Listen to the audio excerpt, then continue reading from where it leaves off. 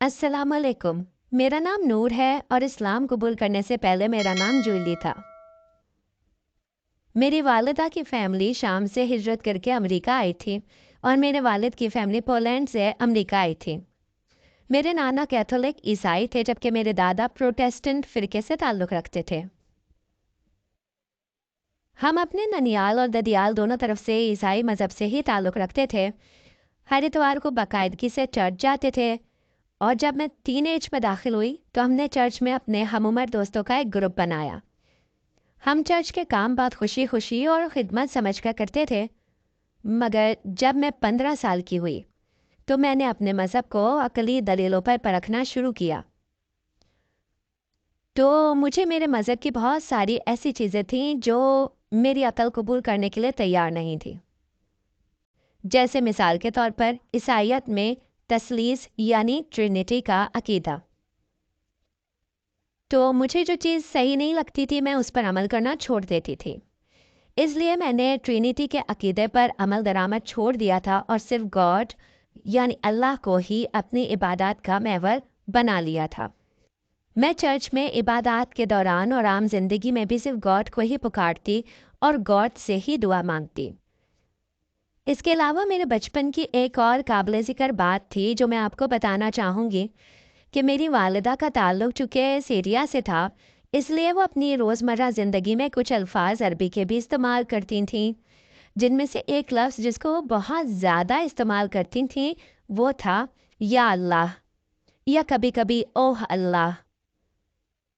और जब मैं 15 साल की हुई, तो हमारे स्कूल में हमें वर्ल्ड हिस्ट्री और वर्ल्ड ज्योग्राफ़ी पढ़ाई जाती थी।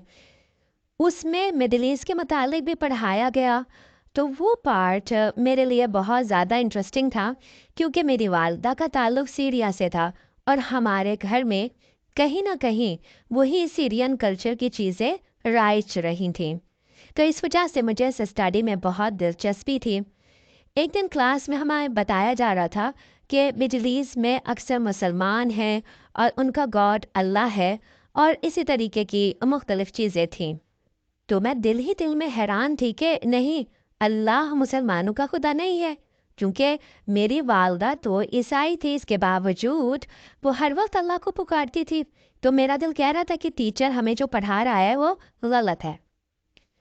फिर हुआ भी ऐसे ही कि हमारी क्लास में 3 मुस्लिम स्टूडेंट थे। उनमें से एक लड़का इजिप्शियन था। वो खड़ा हुआ और उसने कहा कि सर, आप जो पढ़ा रहे हैं वैसा नहीं है। हमारे अरब के कल्चर में ये चीज़ें ऐसे नहीं हैं। और बाकी क्लास फेलोज़ को उसका बोलना बहुत बुरा लग रहा था, मगर मुझे उसकी बातें बहुत इंटरेस्टिंग लग रही थी। मैंने उसको क्लास के बाहर कहा कि क्या तुम मुझे थोड़ा वक्त दे सकते हो? मुझे तुमसे कुछ मालूमात दरकार है। और मेरा उससे पहला सवाल ही ये था कि इस्लाम और ईसाइयत में क्या फ़र्क है? उसका जवाब था कि कोई बहुत ज़्यादा फ़र्क नहीं है, ये दोनों मज़हब 70-80% सेम ही है। ये 1998 की बात है और आप जानते हैं कि वो इतना ज़्यादा गूगल और यूट्यूब वगैरह का ज़माना नहीं था और इंटरनेट पर मालूमात भी इतनी वाफ़िर दस्तयाब नहीं थी और ना ही इंटरनेट तक रसाई इतनी आसानी से मैसर थी। तो जब मैंने उससे इस्लाम के मुतालिक मज़ीद तफ़सीलात मांगी तो उसने कहा कि बेहतर है कि तुम मेरी वालिदा से मिलो, वो तुम्हें ज़्यादा बेहतर अंदाज में गाइड कर देंगी। मैं उसके साथ उसके घर गई और वो सनसेट का टाइम था। वो लोग नमाज़ पढ़ रहे थे, जो कि मैं अब जानती हूँ कि मगरिब की नमाज़ थी। और मैं उनको नमाज़ पढ़ता देखकर हैरान हो गई, क्योंकि जिस तरह वो ज़मीन पर सजदा कर रहे थे, वो तो इबादत का वही तरीका था जो कि बाइबल में हज़रत ईसा के मुतालिक लिखा हुआ था कि ईसा चेहरे के बल अपने गॉड के सामने झुक गए और उन्होंने पेशानी को ज़मीन से टिका लिया। तो मैं उनको ऐसी इबादत करता देखकर हैरान थी और मैंने उनकी वालदा से कहा कि क्या आप मुझे भी ऐसी इबादत करना सिखा सकती हैं? उन्होंने मुझे सर पर ओढ़ने का स्कार्फ दिया और मुझे सिखाया कि इसे कैसे सर के गिर्द लपेटा जाता है और कहा कि मेरे पीछे पीछे कॉपी करो जैसा कि मैं कर रही हूँ। मैं उनके घर से वो स्कार्फ और कुरान पाक की इंग्लिश ट्रांसलेशन लेकर घर आ गई। आहिस्ता आहिस्ता रोज़ाना कुरान पाक को पढ़ना मेरा मामूल बन गया।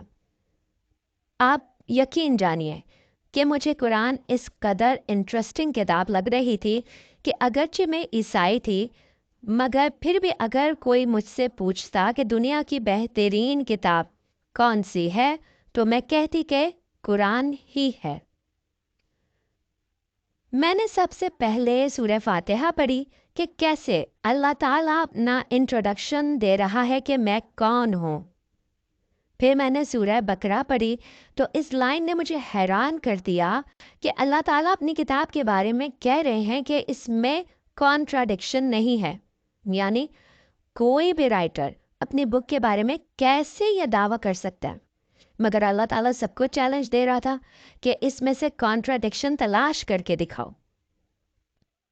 फिर उसके बाद सूरह बकरा में ईसाइयत और बनी इसराइल के मुतालिक जो हिस्ट्री बयान की गई थी, बस मैं पढ़ती गई और कुरान की गर्विदा होती रही। और वो सूरह मरियम, ओ माय गॉड, उसने तो मेरे ऊपर जादू ही कर दिया था।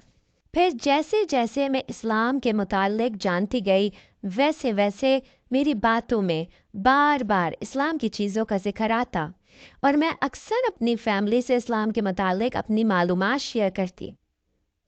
शुरू में तो उन्होंने इग्नोर किया, मगर जब ये सिलसिला बहुत बढ़ने लगा तो उनको तशवीश होने लगी, क्योंकि मैं सिर्फ 15 साल की थी और मेरे वालिदैन का ख्याल था कि कोई मेरी ब्रेन वॉशिंग कर रहा है। एक दिन मेरे वालिद ने मेरे कमरे की तलाशी ली और उनको मेरे कमरे से स्कार्फ और इंग्लिश तर्जुमे वाला कुरान मिला। उन्होंने वो सब अपने पास रख लिया।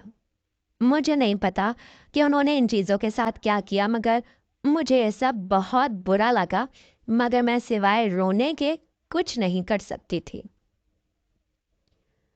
मगर आप ये जान लें कि 15 साल की उम्र में मेरे दिल में इस्लाम की सच्चाई और मोहब्बत दाखिल हो चुकी थी। इस सब में 1 साल गुजर गया। जब मैं 16 की हुई तो मेरी क्लास में 2 नए मुस्लिम स्टूडेंट आए जो कि पाकिस्तान से ताल्लुक़ रखते थे। मैंने उनके वालिद से रिक्वेस्ट की कि मुझे इस्लाम के मुतालिक मालूमात फ़राहम करें। दरअसल मेरी वालदा ने मेरे इजिप्शियन दोस्त की वालदा को मना कर दिया था कि वो मुझसे किसी किस्म का मेल जोल ना रखें, क्योंकि मेरे घर वाले समझते थे कि वो मेरा ब्रेन वॉश कर रही हैं।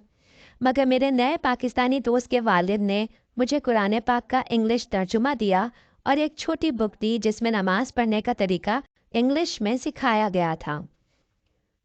मैंने ये दोनों बुक्स घर में लाकर अपने एसी की बॉडी खोलकर उसके अंदर छुपा दी, ताकि मेरे वालिद को तलाशी के दौरान ये ना मिल सके।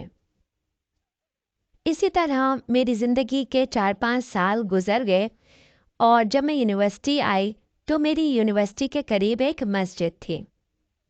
उस मस्जिद को देखकर मेरी खुशी की इंतहा ना रही, क्योंकि मुझे इस्लाम के मुतालिक मालूमात का बेहतरीन ज़रिया मिल गया था। और मैंने यूनिवर्सिटी में अरबी ज़बान सीखने की क्लासेस भी लेना शुरू कर दी थी, जिसमें हमें बेसिक अरबी लिखना और पढ़ना सिखाई जाती थी। एक दिन मैं मस्जिद गई। मुझे याद है वो रमज़ान था और मैं पहली मर्तबा मस्जिद गई थी। जब मैंने पहली मर्तबा अज़ान सुनी और इतनी क्लियर अरबी में अल्लाह का नाम सुना तो मुझसे बर्दाश्त नहीं हो सका और मैंने बेख्तियार रोने लगी और मैं ज़ोर ज़ोर से बच्चे की तरह बिलक बिलक कर रो रही थी। उन्हीं दिनों अमेरिका में 9/11 का वाक़या हो गया और ये वो साल था जिस साल सबसे ज़्यादा अमेरिका में लोगों ने इस्लाम कबूल किया, और यही मेरी ज़िंदगी का भी टर्निंग पॉइंट था। मैं दिल में तो 15 साल की उम्र से ही मुसलमान हो चुकी थी, बस अब सिर्फ शहादत के कलमात पढ़कर इसका बाकायदा ऐलान करना बाकी था।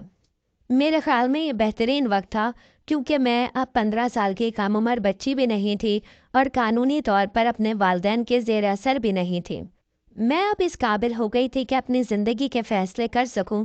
लिहाजा मैंने मस्जिद में शहादत के कलमात पढ़कर इस्लाम कबूल किया और अपने वालिदैन और सबके सामने पब्लिकली ऐलान किया। यकीन मानिए, میرے اللہ نے مجھے طاقت دی کہ میں نے سب کے سامنے بلا خوف اعلان کیا۔ مجھے یاد ہے وہ رمضان کا مہینہ تھا اور میں الحمدللہ خوش قسمت ہوں کہ مبارک مہینے میں وہ کام ہوا۔ البتہ اسلام قبول کرنے کے بعد میرے والدین کا رویہ میرے ساتھ بہت ہی سخت ہو گیا تھا۔ میں یونیورسٹی میں سائیکالوجی پڑھ رہی تھی اور میں سائیکالوجی چھوڑ کر اسلام پڑھنا چاہتی تھی، مگر میرے والدین نے میری تعلیم کے اخراجات برداشت کرنے سے انکار کر دیا تھا اور میرے اوپر بہت زیادہ مالی بوجھ بڑھ گیا تھا۔ مجھے یونیورسٹی کی تعلیم کے ساتھ کوئی جاب نہیں مل رہی تھی جہاں میں پارٹ ٹائم کام کر سکوں، اور میرے والدین اسلامی تعلیمات کے لیے سپورٹ نہیں کر رہے تھے، اس لیے میں سائیکالوجی کی تعلیم ہی جاری رکھنے پر مجبور تھی۔ اس کے علاوہ بھی گھر والوں کا رویہ میرے ساتھ ٹھیک نہیں تھا۔ کئی مرتبہ میری والدہ نے سور کا گوشت پکایا اور مجھے کھانا دیتے وقت کہا کہ یہ بیف ہے، اور ایک دن میں نے کچن میں ریپرز دیکھ لیے، مجھے پتہ چلا کہ وہ بیف نہیں بلکہ پورک تھا۔ میرے پاس میرے نبی پاک محمد صلی اللہ علیہ وسلم کا بتایا ہوا راستہ تھا اور مجھے اپنے والدین سے صلہ رحمی کرنی تھی اور اپنے اچھے اخلاق سے ان کے دل جیتنے تھے، جیسا کہ نبی پاک صلی اللہ علیہ وآلہ وسلم نے اہل مکہ کے دل اپنے اچھے اخلاق سے جیتے تھے۔ بہرحال اس ساری صورتحال سے نکلنے کا اب میرے پاس ایک ہی طریقہ تھا کہ میں شادی کر لوں، اور میں نے اپنے لیے ایک اچھے ہمسفر کی تلاش شروع کر دی۔ میرے ارد گرد موجود مسلم دوستوں کی وجہ سے جلد ہی اچھا رشتہ مل گیا۔ میرے ہونے والے ہسبینڈ عرب تھے اور میں نے شادی سے پہلے ان کو اپنے گھر بلایا اور اپنے والدین سے ان کی ملاقات کروائی۔ میں نے اپنے والدین کو بتایا کہ میں اس شخص سے شادی کرنے والی ہوں، اور پھر جلد ہی ہم نے مسجد میں نکاح کر لیا۔ میرے شوہر ٹیکساس میں رہ رہے تھے اور میں ایٹلانٹیا میں تھی۔ کبھی وہ مجھ سے ملنے یہاں آ جاتے اور کبھی میں ٹیکساس چلی جاتی، مگر جلد ہی مجھے اندازہ ہوا کہ میں کوئی اچھی زندگی نہیں گزار رہی، اس لیے میں نے اپنے ہسبینڈ کو بتایا کہ میں اسٹڈی چھوڑ کر مستقل ان کے پاس آنا چاہتی ہوں، تو انہوں نے کہا موسٹ ویلکم، اور میں اپنے پیرنٹس کو چھوڑ کر ہمیشہ کے لیے ٹیکساس منتقل ہو گئی۔ یہاں ٹیکساس میں میرے گھر کے پاس ایک پاکستانی مسجد تھی جس کے ساتھ اسلامک اسکول تھا، مدرسۃ العلم۔ میں نے یہاں اسلامک ایجوکیشن کی کلاسز شروع کر دیں۔ یہ سلسلہ تقریباً 1.5 سال تک چلا۔ اسی دوران میرے اللہ نے مجھے ایک بیٹا بھی عطا کیا اور میں نے اس مدرسے میں بنیادی عربی تعلیم اور اسلامی تعلیم حاصل کی، اور اس 1 سال میں بہت کچھ سیکھ چکی تھی، مگر ابھی بہت کچھ باقی تھا کہ میرے ہسبینڈ کا تبادلہ دوسری جگہ ہو گیا اور میں شہر سے دور ایک ایسے قصبے میں چلی گئی جہاں مسجد تو تھی مگر اسلامی تعلیمات کے لیے کوئی مدرسہ نہیں تھا۔ اور یہ 2003 کی بات ہے۔ 9/11 کے بعد یہاں امریکہ میں حالات بہت بدل چکے تھے۔ یہاں مساجد میں اسلامک کلاسز پر بھی بہت شدید پابندی لگ چکی تھی، اور ایسی کسی بھی تعلیم کے لیے مسجد کے امام کو لمبی چوڑی ڈاکیومنٹیشن سے گزرنا پڑتا تھا۔ پھر میں نے اپنے ہسبینڈ سے مشورہ کیا اور اس پورے قصبے میں امام مسجد کے علاوہ ہم صرف 2 فیملیز ہی مسلم تھیں، اس لیے ہم دونوں فیملیز نے ارادہ کیا کہ ہم ڈلاس چلے جائیں جہاں مسلمان زیادہ تعداد میں آباد ہیں، کیونکہ یہاں پر کچھ انتہا پسندوں کی طرف سے مجھ پر اور میرے بچے پر حملہ کیا گیا تھا کیونکہ میں اسکارف پہنتی تھی۔ پھر ہم ڈلاس چلے آئے۔ یہاں آ کر میں نے شیخہ عائشہ کے پاس ایک اسلامک سینٹر میں